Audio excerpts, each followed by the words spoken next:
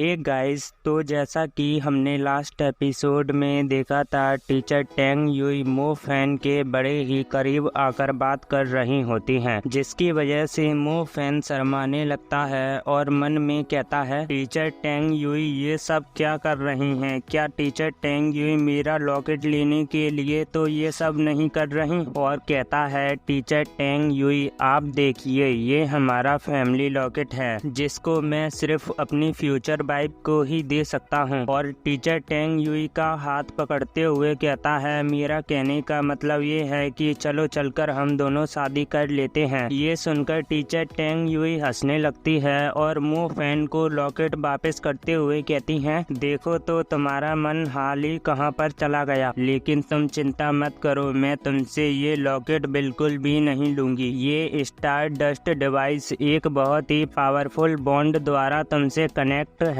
अगर मैं जबरदस्ती तुमसे ये ले भी लूँ तब भी मैं इसका यूज नहीं कर सकती, इसलिए तुमसे इसको लेना वेस्ट होगा। मो फैन कहता है, ओ तो ऐसा है, आपको पहले बताना चाहिए था ना। टीचर टेंग युई कहती हैं, ये एक ग्रोथ टाइप मैजिक डिवाइस है, इसे खिलाने के लिए तुम्हें सोल एसेंस की जरूरत पड़ेगी। सोल एसेंस के बिना ये लॉकेट एक ऑर्डिनरी लॉकेट जैसा ही है। मो फैन पूछता है, ये सोल एसेंस क्या है? टीचर बताती हैं, किसी मॉन्स्टर के मरने के तुरंत बाद उसकी सोल थोड़ी देर के लिए उसकी बॉडी के पास रहती है और स्पेशल तरह की लाइट निकलती रहती है, वही सोल एसेंस होता है। मो फैन कहता है, ओ तो इसका मतलब ये है कि मैं जितने ज्यादा मॉन्स्टरों को मारूंगा उतना ही ज्यादा सोल एसेंस इकट्ठा कर पाऊंगा, जिससे ये लॉकेट और भी ग्रो कर पाएगा। टीचर टेंग युई कहती हैं, मॉन्स्टरों को मारना इतना भी आसान नहीं होता जितना तुम सोचते हो।